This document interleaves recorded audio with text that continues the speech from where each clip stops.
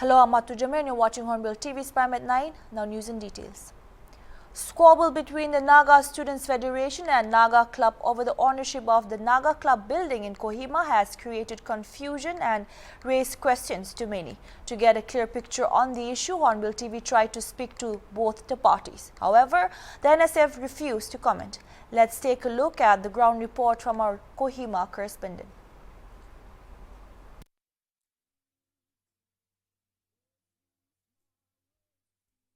Now I'm outside NSF office at the Naga Club building here in Kohima. Well, heated arguments has been doing the rounds between the Naga Students Federation and the Naga Club over the Naga Club building in Kohima. Naga Student Federation in its recent public statement stated that Naga Club building in Kohima has been unfortunately made an issue of dispute out of the blue by some individuals who recently formed a Naga Club and are now not only laying claims as the sole owners but also issuing eviction orders to the Federation.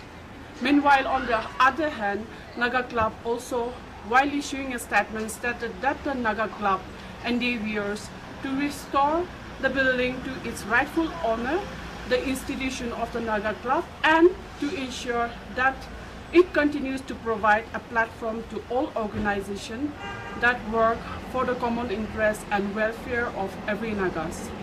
Let's take a look at the ground report as we interact with the NSF president, also the members of the Naga Club. We are still very positive because we are going away generation and we are doing for the coming generation. And we are having kind of misunderstanding with the NSF, but Naga Student Federations are the coming generation and we are doing for them. So all that we are doing is for them. Therefore, there should not be any issue, there should not be any dispute and so on, I believe. 2012, but then I think they will come and we are expecting them to come. And then once they come, I think there's no any, problem because there is no any dispute actually. They also acknowledge that it belongs to Naga Club. They only doesn't recognize the Naga Club. So once we meet, there should not be any problem, and we are expecting that they will come and meet us any day. Next step that Naga Club is thinking, like to sit on across one table with the NSF if they agree, and then what is the next step forward? I think they will come.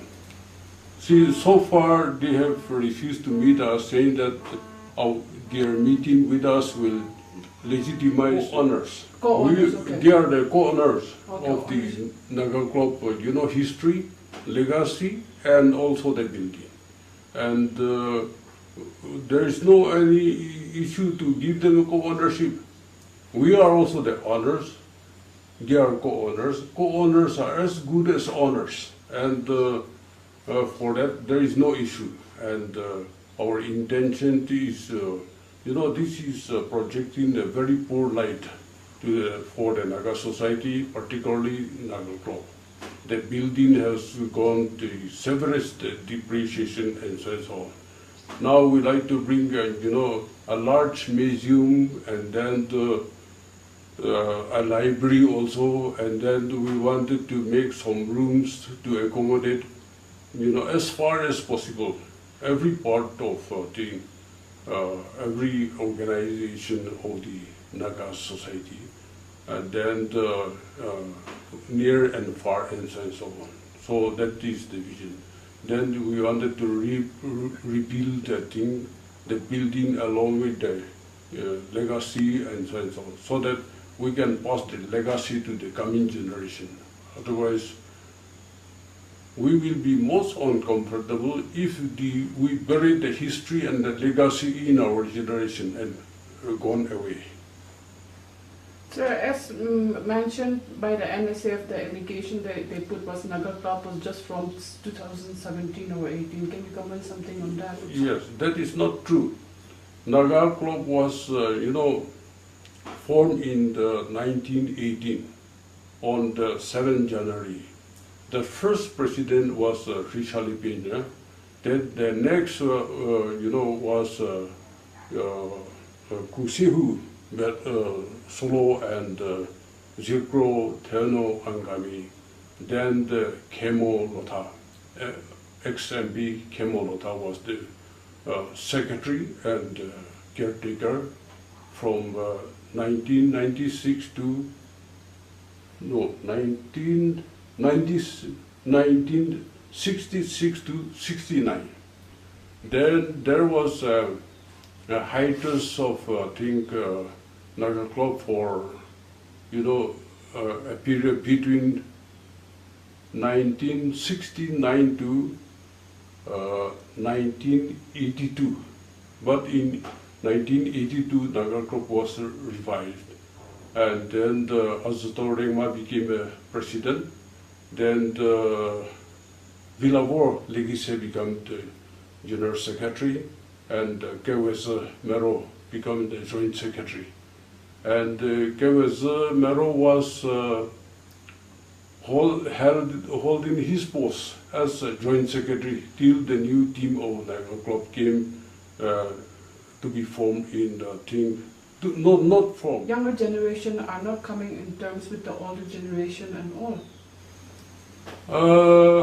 No, I do not generalize the younger generation. Many younger generations support our, this stand, and they support Naga Club. We are planning to have, general meeting in PAC shortly. Then we are planning to go to Mohokchun, then to work hard and to Nepal and so on like that, as far as possible. And many youngsters younger generations are interested and happy.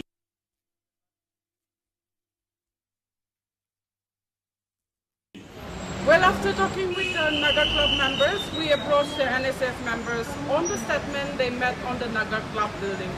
Whereas they informed that at this point of time, NSF would not like to go into the details of countering the arguments put across.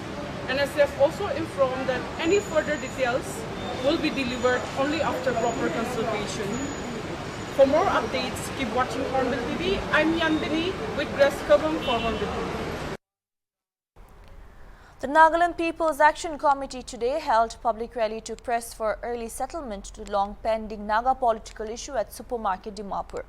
The NPAC submitted a public representation to Prime Minister Narendra Modi urging the Government of India for an early solution.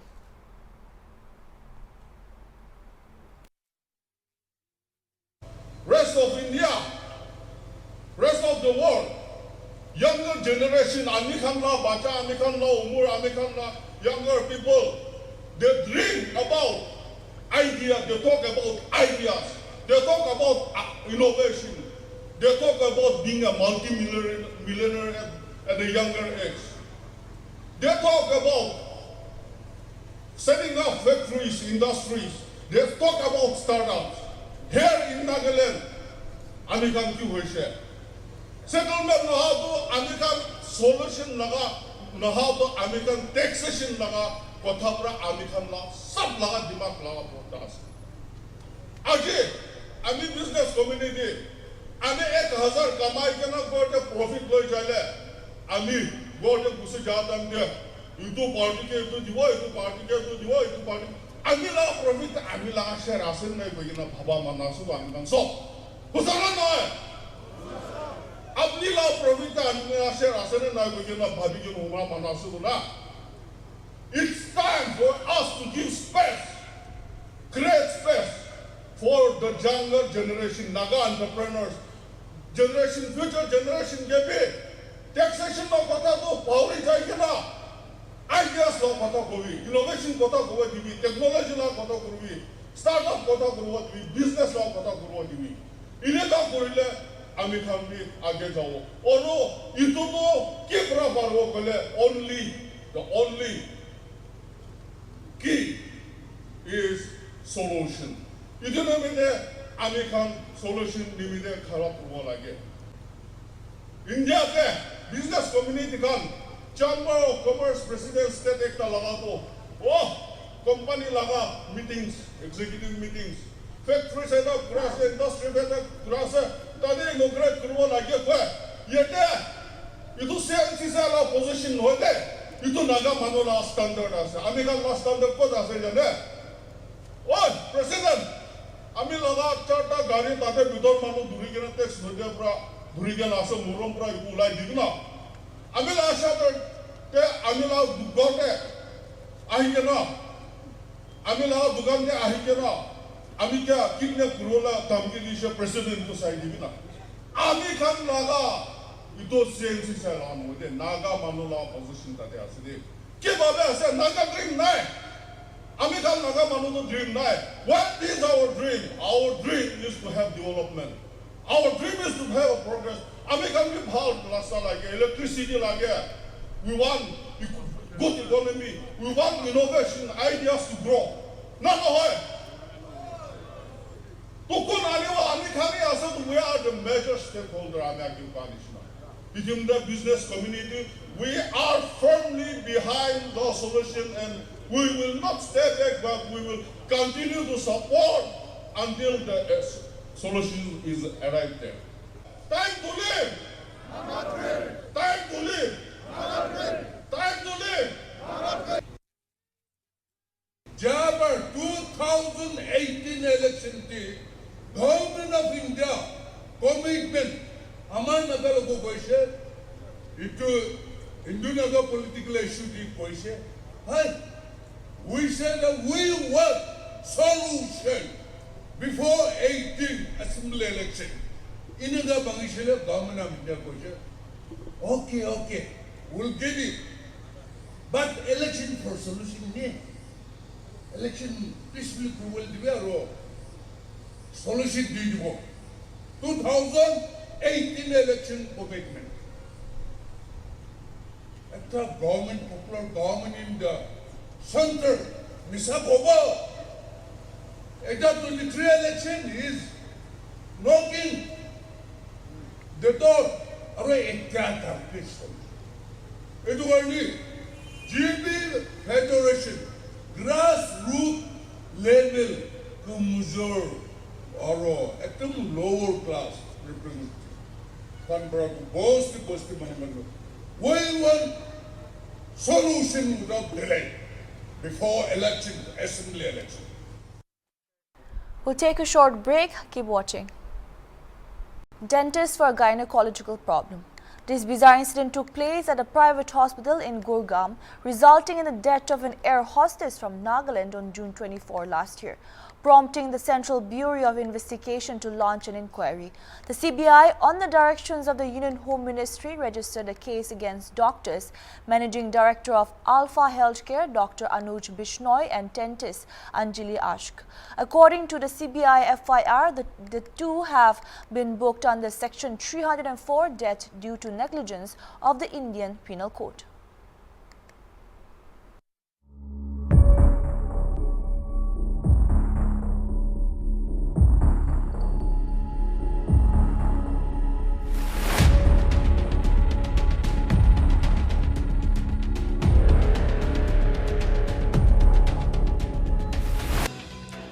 Samuel Sangma, a relative of deceased Rosie Sangma, had an altercation with doctors and other hospital staff suspecting medical negligence, a Home Ministry statement had said. The next day, on June 25th, the Delhi police received information regarding the death of Samuel in the national capital. CBI, in its preliminary inquiry findings, said that gross negligence of the hospital and its doctors is also clear from the fact that the critical patient of vaginal bleeding is being treated by a dentist who is not at all qualified for the same. The preliminary inquiry showed that Rosie was admitted in the hospital for severe bleeding and pain on June 24, and Ashk was deputed to attend her, while main doctor Bishnoi came 4.5 hours later. The inquiry showed that even though Bishnoi was informed about Rosie's serious condition, he gave instruction to Ashk, a dentist with no experience to handle gynecological issues, to handle the case. At 10:45 a.m., Bishnoi had asked Rosie's relative to bring blood from blood bank as it was an emergency. Bishnoi sent a letter to Biswajan police station SHO informing that the patient, who was in a serious condition, had died. In another piece of information later, he told the police about suspected poisoning and foul play as the cause for her death, and also claimed that she was not responding to the treatment. He said she was being referred to civil hospital for further treatment. The said information is carbon copy, but the time 1:30 p.m. is mentioned in original blue ink, the CBI said.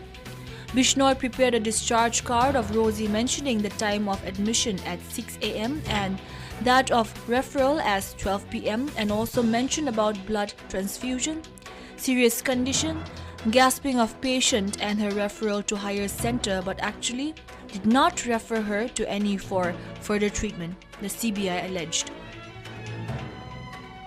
The Home Ministry had last year directed the CBI to probe the mysterious death of Rosie and her nephew Samuel, both from Dimapur, on a complaint from the MP Agatha Sangma to Home Minister Amit Shah.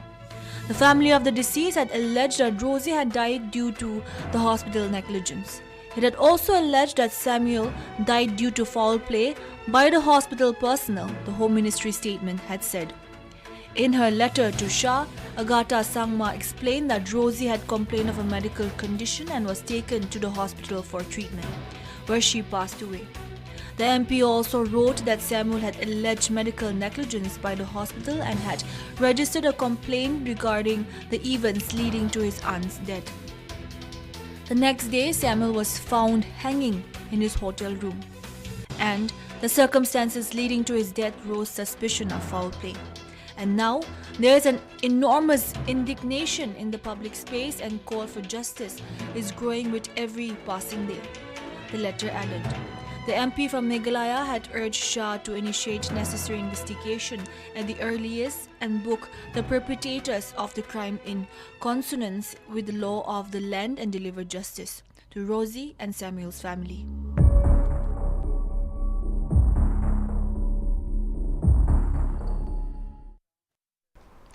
The U.S. Consulate General Kolkata, in partnership with Regional English Language Office of the U.S. Embassy in India, hosted English language specialist Dieter Bro from the U.S. to conduct a 5-day train-the-trainer workshop for U.S. Consulate's entrepreneurship program, Academy for Women Entrepreneurs, alumni and other women entrepreneurs in Nagaland.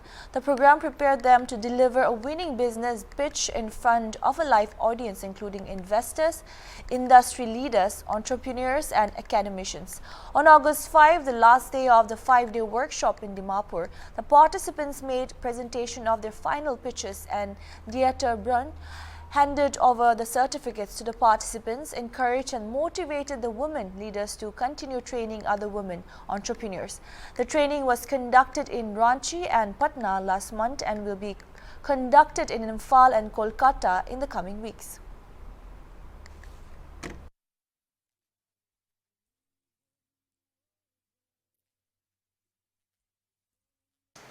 When you travel around Nagaland, you'll see pieces like this, old pieces like this, which are just thrown away by many people. And in the last few years, I noticed that there are randomly organized people who are just antique-hunters who go around to the villages and are basically depleting everything that is existing in our state. So my products are something niche, handmade home decor, and for modern home collections and for gifting. These are some of the products I have, which many of you are familiar with. The tea coasters or the jewelry boxes, the cutlery holders, book box. I started a business in the year 2019 where my turnover was 50 lakhs. And in 2021 it was 45 because of the pandemic, 6 months complete shutdown, so it was a bit decreasing. As you can see that we have many different local entrepreneurs or many different other jewelers who create jewelries, but I can say that our products are one of the unique thing that our product has is the hand-picked. So I've been with them 5 days and I've seen a huge transformation in their confidence, in their organizational skills, time management. Usually, because entrepreneurs are very excited about what they do, and so they want to talk about it for a long time. But when you have 2 to 3 minutes to give a pitch, you have to really consolidate your ideas into a short way, but it's also clear and exciting for the audience. And what I've noticed in the few days I've worked with them is that they've really transformed in that area to where they can now confidently stand in front of an audience and really talk about what they do in a way that is concise and clear and builds interest. For those who want to start up a business, who want to be entrepreneurs, the first thing is to identify some type of problem or need. So for example, if you notice that aspects of the culture are being lost, that's something you might want to preserve, or farmers are struggling, or maybe people don't want to go into farming because they think they can't make a livelihood. So you identify a problem, and then you think of, how can I solve this in a way that's unique and different from what everybody else is doing? And I want to create an environment where somebody can experience Naga culture in its truest form, and you create a restaurant that brings artifacts and the real recipes that go way back, not new ones. And something like that where you put a twist on it, whatever it is, that makes it unique. A lot of people try to start businesses and they fail. And number one is being unique. That's because also we are doing this as part of the Academy of Women Entrepreneurs, which is the R program, which Asian Conference has been implementing in 5 Northeast states in partnership with the US Consulate. So as part of that, we had actually given out a call to all these women to share their ideas and what they want to pitch. And based on their ideas, they were selected. So basically, of course, we had to leave out some. We would have wanted everyone in, but yes, so it's a competitive space.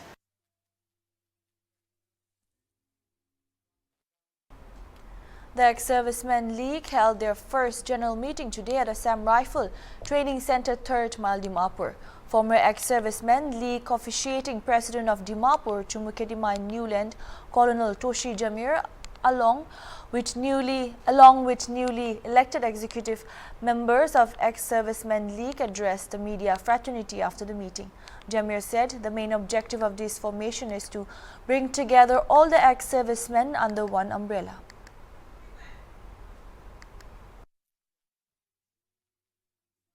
As you have seen, we had a first general session where all the representatives from different districts have come and participated in this event. Our main objective for this formation or for this establishment is to bring about unity and to bring about the entire ex-servicemen under one umbrella. It is not only for the welfare of the ex-servicemen alone, but it includes the war widows, the family of the ex-servicemen, retired serving, and there are so many other factors which brought us together here today. There are so many factors contributing to this formation. It is not only to assist the government, nor it is only for the welfare of the ex-servicemen, but in so many ways the ex-servicemen fraternity can contribute to the entire welfare of the society. Here I would like to stress that the ex-servicemen here are from the armed forces, which includes the Air Force, Navy, and the Army. Moreover, all these ex-servicemen, in one way or the other, they are specialized in their own respective fields. We are also specialized in disaster management, firefighting, policing, you name it. So today we had this very, very important meeting where we have nominated, we have elected the present team, and we hope this team will carry forward our aim and objectives. The famous Sonic band from Kolkata arrived here in Dimapur today to perform at the Nagaland for Peace and Harmony concert at DDSC in Dimapur tomorrow. Along with the star band, many local bands and artists like DGB Band, Colored Keys, Mahila Band and others will be performing.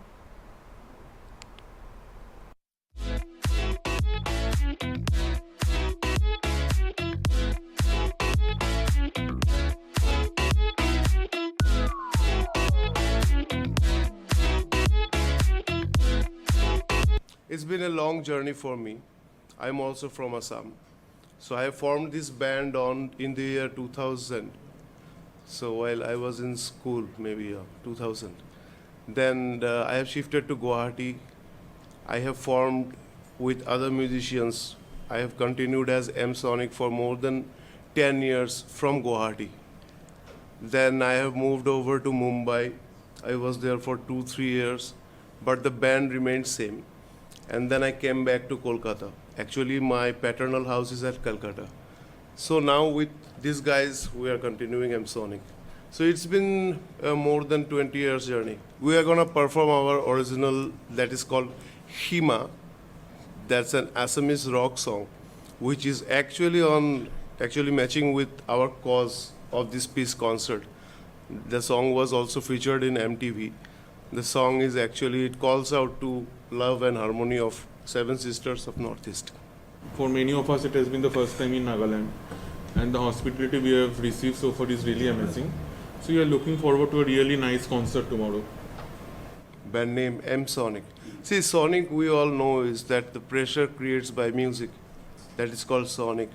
And most people think that I have put the M from my name, that's Mainak. Actually, it's not. It was actually Music Sonic. But I thought that the name is not gonna, it's not so punchy if I say Music Sonic. So I made it Sonic. So our genre is Sufi, rock, Bollywood. That's a mixed genre actually. So we try to retain all the melodies of the song. Vocal will be fully melodious and music will be loud and rock. See, experience was very good actually. Being a guy from Assam to made it to so far, like doing international shows, that platform helped us a lot. Because before that, it was really struggling for us. Hornbill TV also visited the venue to speak with one of the organizers and to see how the preparation is going on. My name is Akam Jamir and I am from Dimapur Youth Organization. I work as an executive and I am also a member of the organizing committee of Concert for Peace and Harmony. So far it's looking really good and the weather, is favoring us as of now. We are praying that it should not rain. Yeah. See, we are expecting a huge turnout and I would like to request all the peace-loving people to please come outdoors, have fun, and regarding the concert, this is a free concert. Anyone from kids, everyone is welcome. Locals, non-locals, we call it, which we love to call. Everyone is welcome. We have good Hindi bands for all the listeners also. Yeah. We want to do a peace concert because we were talking about the situations in Nagaland, like the 31st of October 2019. We are speculating something, and we have been waiting for peace, for the settlement to come. But we are again hearing that something will be announced in 15 August, and maybe after that you don't know what will happen. So what we would like to tell the world is that the citizens of Nagaland, the citizens of Dimapur, we are living in peace and harmony, and we want to do so. We want to live in peace and harmony.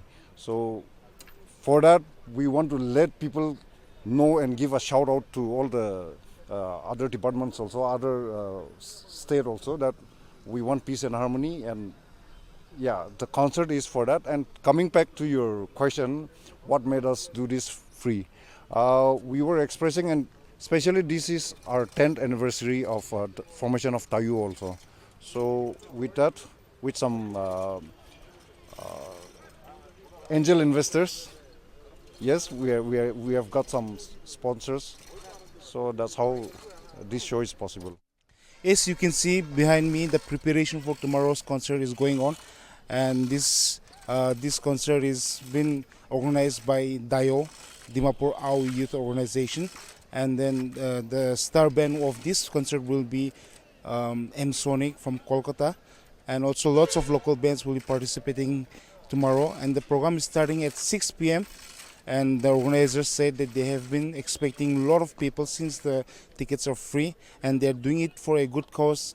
And it's the theme of this concert is Nagaland for Peace and Harmony, and they're doing it for a good cause. This is today's ground report. This is Pankaj Gurung with camera person Joy for Hornbill TV.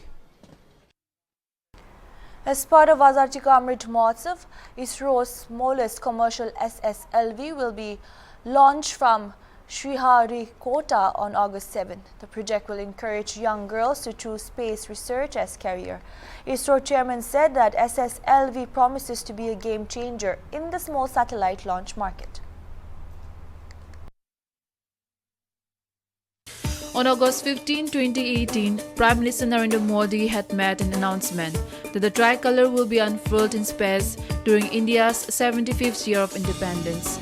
Keeping with the promise of unfurling the flag in space, the Indian Space Research Organisation, ISRO, will be launching its smallest commercial rocket small satellite launch vehicle, SSLV, on August 7, which will also carry the national flag into space.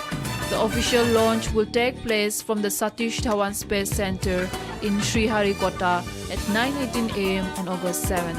To mark country's celebrations of Azadi Ka Amrit Mahotsav, the SSLV will have a core passenger satellite called Azadi Sat, comprising 75 payloads built by 750 young girls students from 75 rural government schools across India. This project was specially conceptualized for the 75th year Independence Day celebrations to encourage scientific temper and create opportunities for young girls to choose space research as a career. The SSLV weighs around 120 tons and can carry up to 500 kg into space standing tall at the height of 34 meters. The launcher is considered to be one of the best and co-effective workhorse from the ISRO table.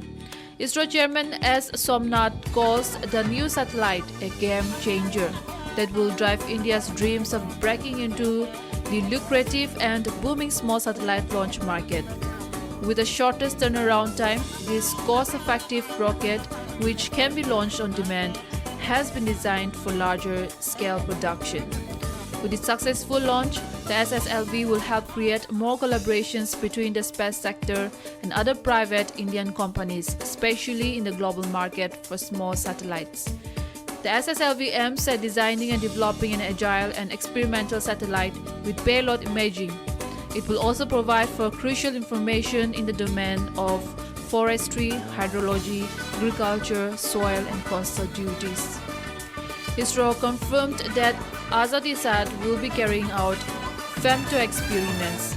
A senior official further said young students have developed an 8 kg satellite, and the payloads will also have an accelerometer, temperature sensors and radiation counters gyroscope.